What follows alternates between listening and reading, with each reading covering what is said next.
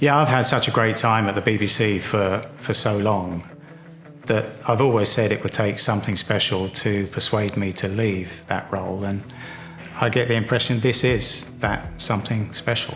My role will be as lead commentator for Matchroom Media and for Dazn for a huge series of fights coming up, potentially 16 shows a year in the United Kingdom, as many as 8 in the United States, and shows elsewhere around the world. And I'm looking forward to being the voice at ringside for some great nights to come. And if you look at boxing and its history of how it's being covered, how it's being televised, even covered on radio in the golden days of radio back in the 50s and the 60s and the 70s, boxing has generally moved with the times in terms of the media landscape. If you look at how in the early days of black and white television, boxing was one of the most popular sports because it was so easy to televise, and it became very popular in the United Kingdom, in the United States, and in other areas where televised sport was growing. And then we moved into the pay-per-view era, and then the satellite era.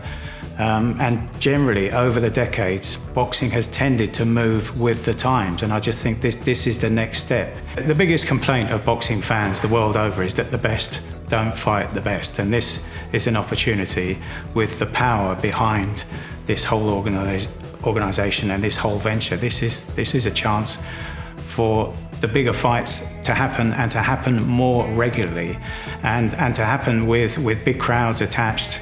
If we think back recently to Costello against Billy Joe Saunders, you know, that without a crowd is a fight. With a crowd, as we saw, 73,000, that becomes an event. And I'm looking forward to many more of those in the coming years. I've always said throughout my career that I've looked at sportsmen and women and boxers and how they've continued to find new challenges in what they do, so that they don't go stale, that they all the time, you know, the phrase that a lot of boxers use is they treat themselves and they cast themselves in the mould of a challenger rather than a champion, even when they are champion. And I've been looking all the time to push and to improve in what I do, whether that's on radio or now on TV. I've worked with a number of boxers at ringside, and again we can talk about the differences between the tasks of a co-commentator in the form of a former world champion on television and on radio. On television, the co-commentator is involved during the round, whereas in radio, the commentator describes all 3 minutes of the action, and then the co-commentator, the former world champion or whoever that happens to be, then gives the analysis during the 1 minute break in between rounds. So it's a very different style of commentary, and that means that there'll be a need for me and whoever is alongside me to build that kind of rapport in a way that's different to what I was doing on radio. We always hear that the two men, the two women who always want these contests to happen are the boxers themselves. And now we're about to find that out, because they're going to be presented with opportunities that in the past might have gone missing. But now there is this huge opportunity to make some really exciting fights and to make them regularly.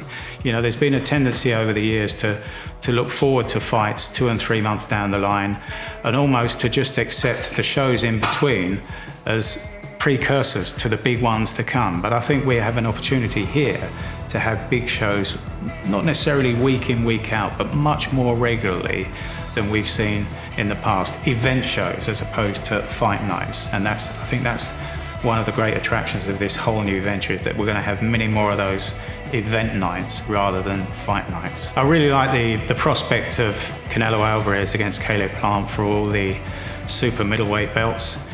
And I think, looking at the domestic scene, Ted Cheeseman against Anthony Fowler, I think would be a fight that just couldn't fail to explode. If we look at the record in particular of Ted Cheeseman, but I think in terms of giving two domestic fighters a massive platform to move on from there, I think that's one that would be a real exciting fight to commentate on in the early stages, and to get the real feel of what this whole new venture is going to feel like.